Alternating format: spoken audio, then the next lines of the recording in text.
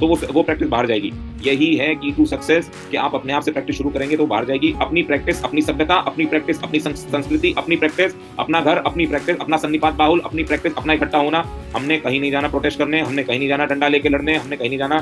जो डंडा लेके लड़ रहे हैं वो भी डंडे खा रहे हैं, जो डंडा लेके नहीं लड़ रहे हैं वो भी डंडे खा रहे हैं। अधिकार किसी के नहीं बच रहे। जो डंडे खा रहे हैं उन पे मुकदमे और लड़ रहे हैं, उन पे मुकदमे और लग रहे हैं, और जो डंडा नहीं खा रहे हैं वो अपने घर में बैठे हुए हैं। तो उनको इस बात पे चिंतन करना चाहिए कि कौन सी हमारी संस्कृति थी, कौन सी हमारी सभ्यता थी कि हम पहले दूसरों के कटोरे भरा करते थे और अब हमारे हमारे हाथ में हमारे नेता कटोरा पकड़ाने में लगे हुए हैं। जब उस पर बात करेंगे तो समर संस्कृति की बात होगी, समर सभ्यता की बात होगी, और जब समर सभ्यता की समर संस्कृति की बात होगी तो समर संघ की बात होगी, और जब समर संघ की बात होगी तो यहाँ संघ में आके अपनी बात रखेंगे, यहाँ संघ से सवाल जवाब करेंगे, सवाल जवाब करने के बाद संघ को सीखेंगे, संघ को सीख के आगे बढ़ेंगे। और जब हम संघ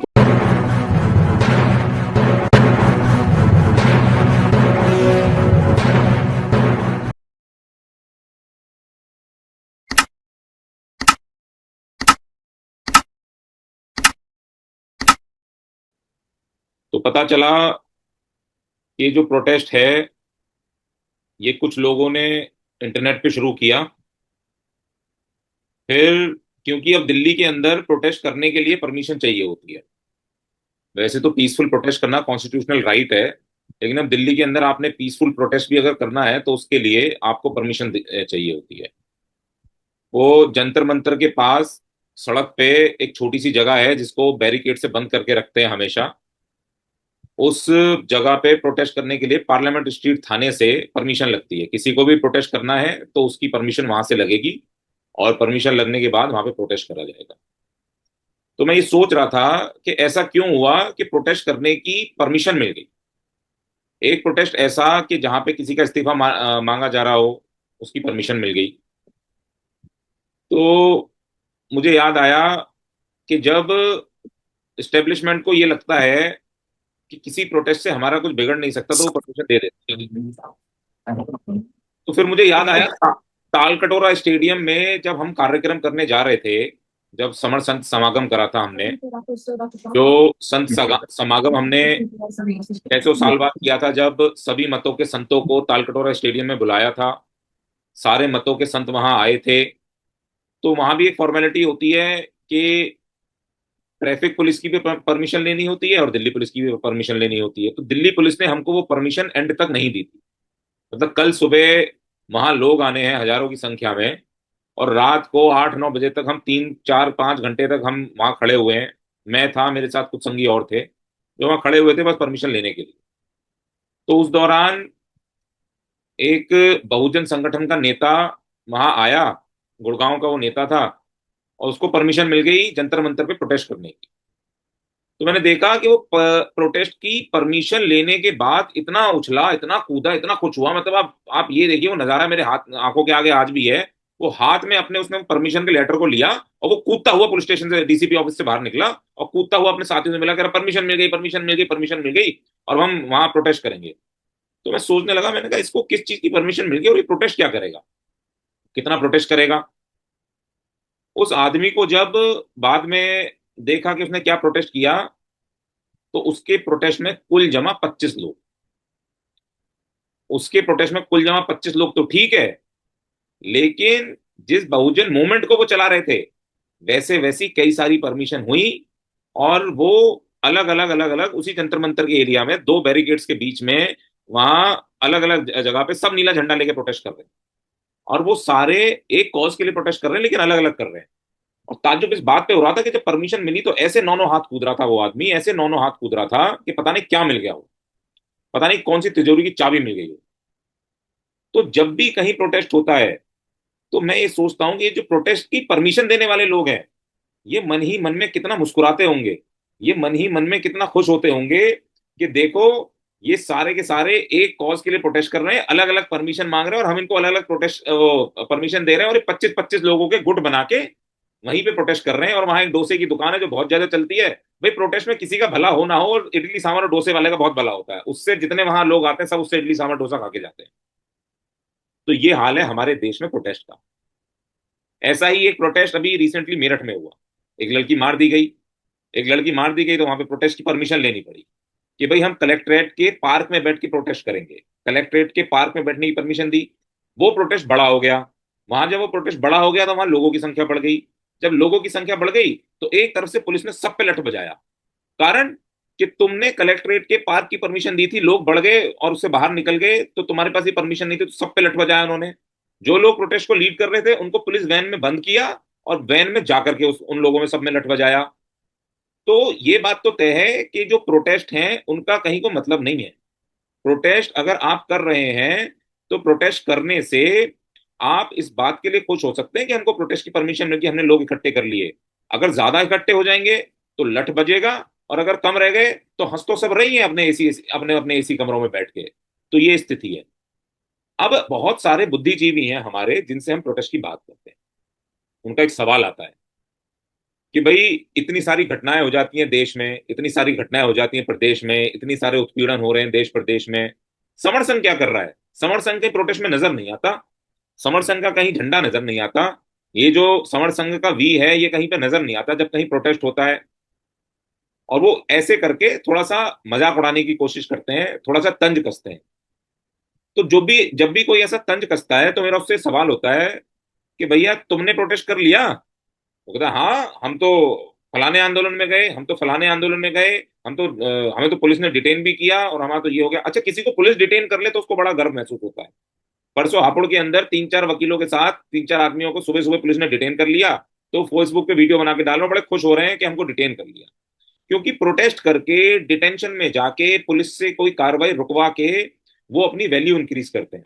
वो अपनी वैल्यू इस तरीके से इंक्रीज करते हैं, वो ये दिखाना चाहते हैं कि देखो हम इतने बड़े नेता बन चुके हैं अब कि अब पुलिस हमको डिटेन कर रही है। वो दो सिपाही आएंगे आपके घर में, बैठेंगे, आपकी चाय भी पियेंगे, बिस्कुट भी खाएंगे और उसके बाद चले जाएंगे, हो गया आपका डिटेंशन का माहौल पूरा। लेकिन वो उसको ऐसे शेयर करते हैं, ऐसे बताते हैं जैसे कितने बड़े नेता बन गए। तो ऐसे जब कहीं चर्चा होती है तो बात होती है, तो मैं इनसे कहता हूं, मैंने कहा भाई तुमने अपने जीवन में इतने प्रोटेस्ट करे, तुमने अपने जीवन में इतने डिटेंशन कराए, पुलिस तुम्हारे घर आकर बैठी है, तुमने 50 तरीके की परमिशन ली हैं, लेकिन मुझे एक बात बताओ कि आज भी ऐसा क्यों हो रहा है कि तुम अपनी जवानी से लेके बुढ़ापे तक प्रोटेस्ट करते आ रहे हो, उसके बाद भी कोई अधिकार नहीं बच रहा? तुमने अपने काले बाल सफेद कर लिए और गायब कर लिए सिर से, लेकिन फिर भी कोई अधिकार नहीं बच रहा। और तुम मुझसे समर संघी से ये पूछ रहे हो कि समर संघ कहाँ है, कि प्रोटेस्ट क्यों नहीं कर रहा? जबकि समर संघ शुरू से ये कहता है कि प्रोटेस्ट करने का जो बेनिफिट है वो उनको मिलता है जो प्रोटेस्ट कराने की परमिशन देते हैं। प्रोटेस्ट करने का बेनिफिट कभी भी उनको नहीं मिलता जो प्रोटेस्ट करते हैं, उसका बेनिफिट हमेशा उनको मिलता है जो प्रोटेस्ट कराने की परमिशन देते हैं। कभी किसी जमाने में ऐसा हुआ करता था, वो भी समड़ों के लिए नहीं, समड़ों के लिए कभी ऐसा नहीं हुआ कि प्रोटेस्ट करके कुछ मिल गया। समड़ों को छोड़ के बाकी लोग, जिसमें समड़ भी अपनी हिस्सेदारी समझते हैं और उस प्रोटेस्ट में जाके वहां नारे लगाते हैं, कभी करप्शन के खिलाफ नारे लगाते हैं, कभी स्टेब्लिशमेंट के खिलाफ नारे लगाते हैं, कभी सिस्टम के खिलाफ नारे लगाते हैं, तो समझते हैं कि हमने अपना बहुत बड़ा रोल अदा कर दिया और हम तो प्रोटेस्ट के आदी हैं, उस प्रोटेस्ट से हमको भी बहुत बड़ा बेनिफिट मिलेगा। लेकिन उस प्रोटेस्ट का अगर कहीं कोई बेनिफिट मिला तो समड़ों को उसका कोई हिस्सा नहीं। उदाहरण के तौर पे इंडिया अगेंस्ट करप्शन की मूवमेंट 2011 12 13 14 में बहुत बड़ी मूवमेंट करके दिखाई गई। हालांकि वो मूवमेंट इतनी बड़ी थी नहीं, उसको मीडिया का बहुत बड़ा सपोर्ट था, मीडिया ने उसको बहुत बड़ा करके दिखाया। तो वहां पे हमारे बहुत सारे समण वहां जाते थे, वहां रहते थे, प्रोटेस्ट करते थे। लेकिन जब उस प्रोटेस्ट का रिजल्ट आया दिल्ली के अंदर और उस प्रोटेस्ट के रिजल्ट में हिस्सेदारी की बात आई, तो समड़ों का वहां कोई भी हिस्सा नहीं था। समड़ों की वहां कोई भी हिस्सेदारी नहीं थी। समड़ों को वहां पे कुछ भी नहीं मिला। तो ये बात हमारी तय हो जाती है कि भैया इन प्रोटेस्ट से, जो बाहर के प्रोटेस्ट है उनसे हम हमारे समड़ों को कोई शेयर नहीं मिलता, और जो घर के प्रोटेस्ट है हमारे अपने इश्यूज हैं उस पर तो सब हमारा मजाक उड़ाते हैं। लेकिन ये प्रोटेस्ट की बीमारी आई कब से? ये प्रोटेस्ट की बीमारी बहुत पुरानी नहीं है, ये प्रोटेस्ट की बीमारी बहुत रिसेंट है। पहले हमारे यहाँ आंदोलन नहीं होते थे, पहले हम आंदोलन नहीं किया करते थे, पहले हमें अपने अधिकारों के लिए कहीं नहीं जाना पड़ता था, पहले हमें अपने अधिकारों के लिए किसी के आगे हाथ नहीं फैलाना पड़ते थे। हम कुछ प्रैक्टिसेस किया करते थे, हम कुछ प्रैक्टिसेस को फॉलो किया करते थे, जिन प्रैक्टिसेस को कंबाइंडली बोला जाता था हमारी संस्कृति, हमारी संस्कृति, हमारी सभ्यता। और हम उन प्रैक्टिसेस के आधार पे हम हमेशा देने वाले बनते थे। हमने हमेशा दिया है लोगों को, कई बार बिना मांगे दिया है। जैसे एक गरीब याचक ब्राह्मण हमारे यहाँ आता था दरवाजे पे भीख मांगने, तो हम उसको भीख देते थे। जैसे अशोक के समय में बहुत सारे लोग बहुत सारी चीजें राजा से मांगने आते थे, हम उनको वो दिया करते थे। जैसे बुद्ध के समय में बुद्ध से ज्ञान लेने आते थे, हम वो दिया करते थे। जैसे बाबा साहब के समय में लोगों को बराबर के अधिकार दिए गए, जैसे मान्यवर काशीराम जी के समय में पॉलिटिकल आइडेंटिटी दी गई, पॉलिटिकल रिवॉल्यूशन दिया गया, तो हम तो हमेशा देने वाले लोग हैं। हमने तो कभी किसी से कुछ मांगा नहीं, तो हम प्रोटेस्ट क्यों करते? हमको प्रोटेस्ट करने का जो कारण आया, हमको प्रोटेस्ट करने की जो वजह आई, वो वजह आई हमारा अपना बिखराव। हमको प्रोटेस्ट करने की जो जरूरत पड़ी, वो पड़ी हमारी अपनी टूट की वजह से। हमको प्रोटेस्ट करने की जो इच्छा आई, या हमको प्रोटेस्ट करने का जो प्रेशर आया, उसका कारण सिर्फ और सिर्फ एक रहा कि हम सारे जो प्रैक्टिसेस किया करते थे, उन प्रैक्टिसेस से भटक गए, उन प्रैक्टिसेस से अलग हो गए, और उन प्रैक्टिसेस को हमने छोड़ दिया, जिसके कारण से हम कटोरा लेके कहीं भी खड़े हो जाते हैं कि हम कटोरा लेके खड़े हुए हैं, हमको ये दे दो, ये दे दो, ये दे दो। और जब हम कटोरा लेके खड़े होते हैं तो इस बात पे बड़ा गर्व करते हैं कि देखो, हम इस्टेब्लिशमेंट के आगे कटोरा लेके खड़े हुए हैं कि हमारा ये अधिकार दे दो, ये अधिकार दे दो, ये अधिकार दे दो।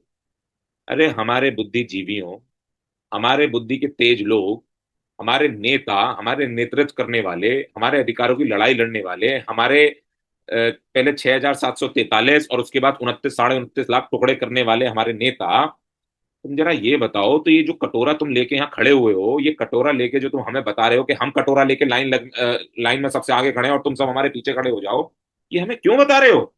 हमको तुम ये क्यों नहीं बताते कि हमारे हाथ में इतिहास में कभी कटोरा रहा ही नहीं, हमारे हाथ में इतिहास में कभी भी कोई भीख मांगने की चीज रही नहीं।